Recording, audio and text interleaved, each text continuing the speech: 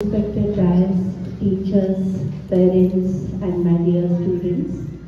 Good morning, all of you. आवाज कमी येतोय. Good morning. Very good. मला वाटलं तर थोडी मोठी मुलं असतील, पण आपली छोटी छोटी बाळं आहेत इथे. आपल्या भारताच्या 78व्या स्वातंत्र्य दिनानिमित्त मला आज माझं इन्व्हाइट केलं, त्याबद्दल सर्वप्रथम मी तुमची आभारी आहे. सगळी ज्युनियर सिनियरची मुलं फर्स्ट सेकंड थर्ड फोर्थ पर्यंत. ओके, सो मला ओळखता का तुम्ही? ओळखता? येस, नो, नक्की काय? घरी गेल्यानंतर आहे ना, आईच्या बाबांच्या मोबाईलमध्ये ते टी व्हीवरती बघायचं. मला मी बातम्या सांगते, माहिती आहे? बघणार नक्की? ओके, सो आज आता इथे मला बोलायची संधी दिली आहे, तर मी तुम्हाला एक छोटीशी गोष्ट सांगू. गोष्ट ऐकायला आवडते का? नक्की? जोरात येस होऊ दे ना. Very good. आता आपली शाळा आहे बरोबर. आता इंग्लिश मीडियम शाळा, आपण शाळेमध्ये येतो रोज बरोबर. पूर्वीच्या काळी असं नव्हतं. पूर्वी ऋषीमुनींचे आश्रम असायचे आणि त्या आश्रमात विद्यार्थी शिकायला जायचे. तर असंच एक आश्रम होता. त्या आश्रमात 3 विद्यार्थी होते. किती विद्यार्थी होते? आणि त्यांचं शिक्षण पूर्ण होतं. मग त्यांचे गुरु जे असतात ते ठरवतात की आपण यांची परीक्षा घेऊया.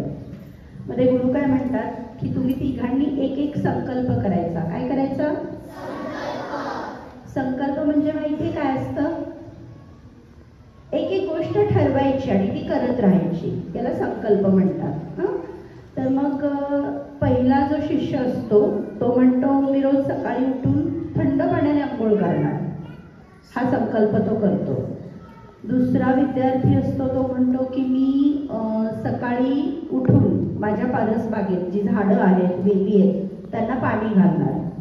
आणि तिसरा विद्यार्थी आहे तो थोडा गरीब घरातला असतो. तर तो म्हणतो की मी सकाळी उठून माझ्याकडे एक गाढव आहे म्हणतो, त्या गाढवाचं तोंड बघणार आणि मगच जेवण करणार. कोणाचं तोंड बघणार? जोरात. तर असं 3 जण ठरवतात आणि मग त्यांचे गुरु म्हणतात की ठीक आहे, तुम्ही रोज हे सगळं करायचं आणि मला संध्याकाळी येऊन सांगायचं की आज तुम्ही ते संकल्प पूर्ण केलात का म्हणून. असं लागोपाठ 30 दिवस तुम्ही केलं की तुमचं एक्झाम झाली असं सर सांगतात. मग ते म्हणतात ठीक आहे. मग रोज उठून पहिला माणूस जो विद्यार्थी असतो तो थंड पाण्याने आंघोळ करतो, संध्याकाळी येऊन सरांना सांगतो. दुसरा जो विद्यार्थी असतो तो झाडांना वेलींना पाणी घालतो आणि सरांना येऊन सांगतो.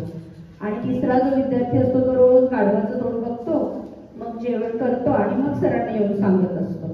मग एक दिवस काय होतं, जो पहिला विद्यार्थी असतो त्याला होते सर्दी आणि खोकला झाल्यानंतर तुम्ही थंड पाण्याने आंघोळ कराल का?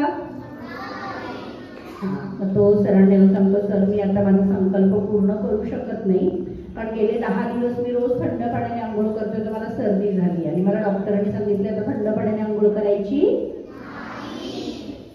मग जो दुसरा विद्यार्थी असतो ना तो काय करतो, तो एक दिवस त्याच्याकडे रात्री खूप जोरात पाऊस येतो आणि त्याच्या सगळ्या परसबागेत असं मुलगाभर पाणी साठतं. आपल्याकडे झालं होतं ना पाऊस, आपल्याकडे कसं सगळं पाणी पाणी झालं होतं.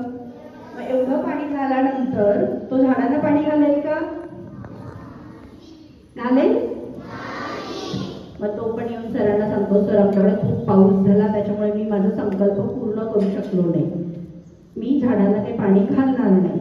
तर म्हणतात ठीक आहे. मग आता दोघांनी आपला संकल्प पूर्ण केला का? करायला तिसरा विद्यार्थी. एक दिवस सकाळी तो उठतो आणि बघतो तर काय, त्याचं ते गाढव असतं ना ते पळत जात असतं. ते दोरी तोडतं आणि पळत सुटतं. मग तो विद्यार्थी म्हणतो अरे हे गाढव का पळतंय, म्हणून तो त्या गाढवाच्या मागे मागे पळतो आणि ते गाढव पळत पळत पळत खूप लांब जातं. आणि हा विद्यार्थी पण त्या गाढवाच्या मागे मागे मागे पळत एका जंगलात जातो. आणि जंगलात गेल्यानंतर एक अशी खोल दरी असते, त्या दरीच्या टोकाशी गाढव थांबतं.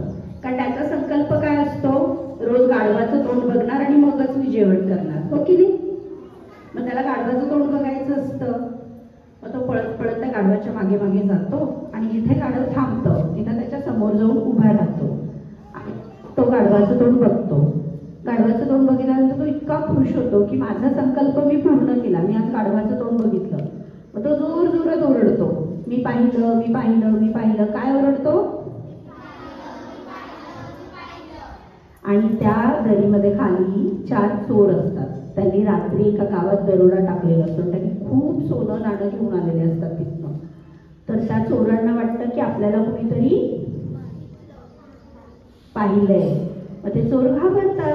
मग ते चोर काय करतात, ते सगळं सोनं नाणं तिथेच टाकतात आणि पळून जातात. कारण त्यांना वाटतं आपल्याला कोणीतरी पाहिलंय आणि आता हे जाऊन राजाला सांगतील आणि राजा आपल्याला पकडून देईल. म्हणून ते काय करतात, ते तिथनं घाबरून पळून जातात. आणि ते चोर पळून गेल्यानंतर तो जो विद्यार्थी असतो त्याचं लक्ष त्या सोन्यावरती जातं. जे सोनं असतं ना, तर तो ते सगळं सोनं गोळा करतो आणि घेऊन आपल्या गुरूंकडे येतो संध्याकाळी आणि गुरूंना सांगतो की आज माझा संकल्प तुटला असता, कारण माझं गाढव पळून गेलं. मग मी त्या गाढवाच्या मागे पळत गेलो आणि इथे असं असं झालं आणि मला हे सोनं मिळालं.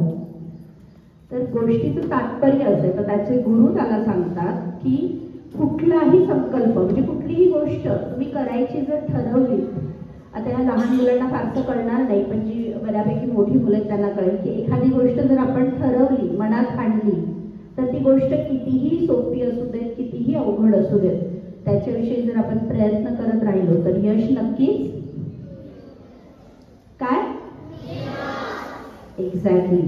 गाढवाचं तोंड बघणार किती साधा संकल्प होता की नाही? हो की नाही? मग तो संकल्प त्याने पूर्ण केला म्हणून त्याला आज एवढी संपत्ती मिळाली ना.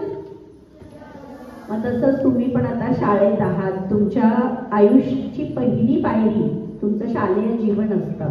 तर या शाळेत येताना तुमचे टीचर्स, तुमचे प्रिन्सिपल जे तुम्हाला सांगतील, जो अभ्यास देतील तो प्रामाणिकपणे करत राहा, यश नक्कीच मिळेल. धन्यवाद.